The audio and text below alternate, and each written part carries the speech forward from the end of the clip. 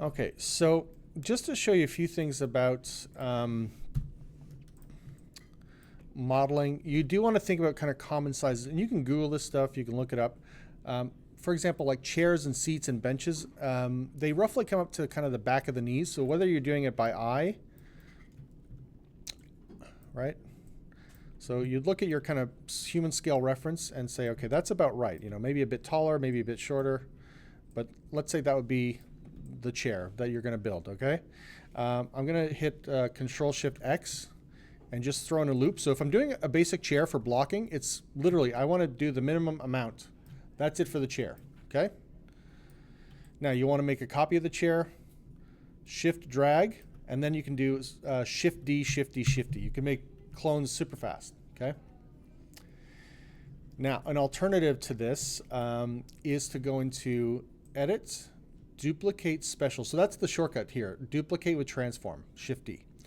Duplicate Special is kind of similar, and I want to show you what the advantage of this is that there's the translation. So you punch in a number, and you're going to guess. Like maybe, what am I on? X, I guess? Yes, X. Let's say I move this like 50 units and make, I don't know, 5 copies. Hit Apply. There's the 5 copies, okay? Now, the downside to this is that if I edit one, right, none of the other ones change. If I undo, I'll undo a couple of times. If I switch from copy to instance, watch what happens. Hit Apply. Now, I take this seat, bam, they all change. So instance is really like saying, hey, I've got copies, but they all relate to each other. So whether I edit this one over here or this one here, right, they all will update, which is very, very useful. And there's ways to kind of convert these to make individual ones. So maybe one's broken and the others aren't. Maybe I have a bunch that I made and I'm like, oh, I want to change them all. Well, you can actually turn non-instance objects into instances, and we'll cover that later on. So again, very, very useful. Some other common things that come up is sort of like, you know, how do I make the stairs? How do I make stairs if I need stairs? So generally speaking, here, let's bring up a box again. I'll just sort of scale it up for now. And I'll give this thing a bunch of divisions. So I'll show you a couple of different ways. I usually go super simple when I build stuff. What's that? 6 divisions. I don't need divisions that way, so I'll set that back to 1. Maybe I'll do 10 this way. Yes, 10 and 10, let's say. Okay. Now, usually what I would do is kind of go across like this. You see? Delete. Again, what I should have done is start with a plane, because I can start with almost like a simple profile, right? So let's say I just select the mesh here, deselect this.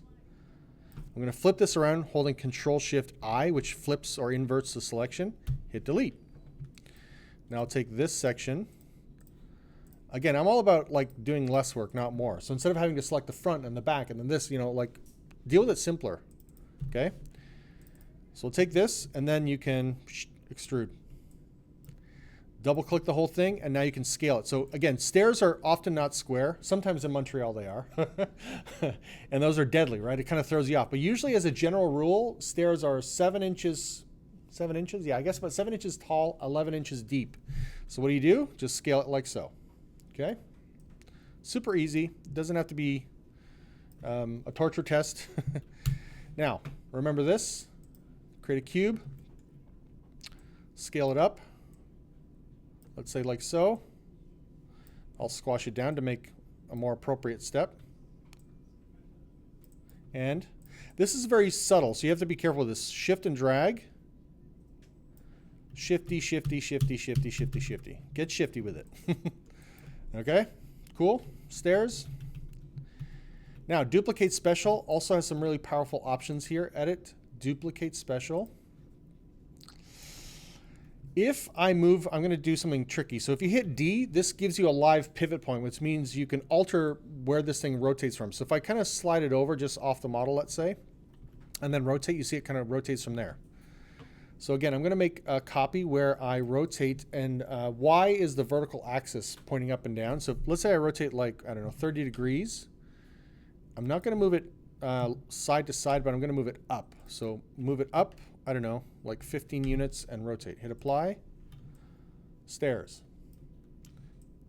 Spiral stairs, right? So you can keep playing with these numbers to get what you want. I really wish this tool is more interactive. I'm hoping at some point they will add that in the future. There is kind of an option, I should say, in a different system called Mash. But anyways, if we make sure they're instance, and a lot of times I'll save that as a setting, as a default, right? Hit apply. Remember what I said before, you edit one, you edit them all. So if I take this one, scale it. Pretty sweet. Cool. So again, very, very useful kind of tips, tricks, techniques. I'll cover this again since I didn't record audio in the other video. I apologize. Like these windows, it's really just taking a polygon and holding shift. By the way, this is another illegal move here, right? You see if I push that back in, there's impossibly thin mesh here and here. So there's a way to kind of fix that. I would delete those two polys, right? Now I've got a tiny gap in between. So what I would do is take the vertices here, shift right click and go to merge vertices. And it gives you kind of a range. So if it's too low, they won't snap. If it's high enough, it'll work. And if it's too high, it'll merge them to one point, which I don't want. So you get a nice kind of option there to dial in the amount. And now this thing isn't perfectly flat, which is fine. I mean, that's probably honestly more realistic anyways. But if you did want to kind of reset this to be flat and just simple, you can just scale it flat, okay? And then to get bars like this, I basically can duplicate one or both of these polys, shift right click, duplicate, go to the options and make sure separate duplicate faces is off. This just keeps it within the same polygon object, okay? So then usually I'll just switch right away to a move tool, and then I can sort of scale that down, hold the shift to extrude it out for thickness, and then you've got a window there. You can again right click, duplicate, and then just kind of spin that around if you need another bar, and then rescale as you see fit or tweak. Right? So up to you how you kind of set this up, design it. Okay. So yes, instead of avoiding these issues, a lot of times I give myself a buffer by hitting Control E extrude, and then you can do a little offset like this, you see? Then you can hold shift and extrude in. And now there's no issue of there being like non-manifold edges, okay? It's just a cleaner way to work. So you can have, you know, windows, built-in shelves, things like that, right? Gives you a nice little buffer. It's safe. It's easy. Yeah, we talked about the chair. Let's say if you're building a table, I'll do a really simple example of a table. So I'll scale this up. Still really tiny. One little trick I like to use sometimes is to turn on this thing called interactive creation, which sometimes it's a more preferable way to work. So let's say I drag this out. If I go to create under polygon, I'll just pop the window up here so we see it. You can turn on interactive creation. So now what happens is if you go to the, let's say the cylinder, if I left click and drag, oops, I need to also make sure, sorry, let me try that again. You want to select the object you want to draw onto, okay? And I'll go up here into this thing here. It's called the Make Live. So you click on this little magnet tool, and you see it says P-Cube1, which is that kind of desktop table I created. If I go to cylinder now, check out what happens. Left click and drag, it draws it right on that surface, and then I can drag that out. So I'll give you another example. So let's say I create a rather large sphere. Oops. By the way, with interactive creation on, it also does this where it's going to just magnetize to that. So let me turn off Make Live. I'm going to click it on the sphere, okay? So now if I go to create, let's say, a cylinder, it's going to drag it on that angle there. If I go to create a torus, it's going to drag it on that surface, right? So it's almost like glued to the surface. So very, very useful method when you're kind of wanting to build up something with some primitive shapes. So let's say I want to put a lamp on the table. I'll turn off the Make Live, go back and click on the tabletop here, click Make Live again, and I'm going to build like a simple desk lamp. So I'll go to cylinder again, click and drag, pull this up a bit. I can make that live now, so I'll select that, go to cylinder, pull that up. Okay, turn that off and make the cylinder live, and then I can go to cone.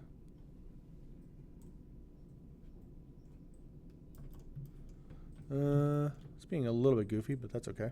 Scale that up. Okay. So yeah, it's just like another method. You can also just have them overlap. They don't have to be like perfectly touching each other. So a lot of times you can get away with stuff like this.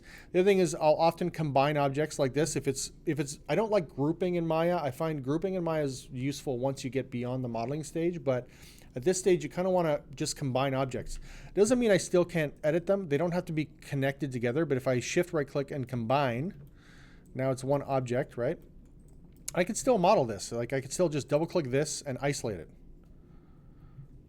If you hit Control 1, that's isolate. So I could go in and, you know, let's say I take the vertex. Not that I necessarily want you to edit this far. This is fine for a lamp. But let's say I go to, I don't know, bevel again.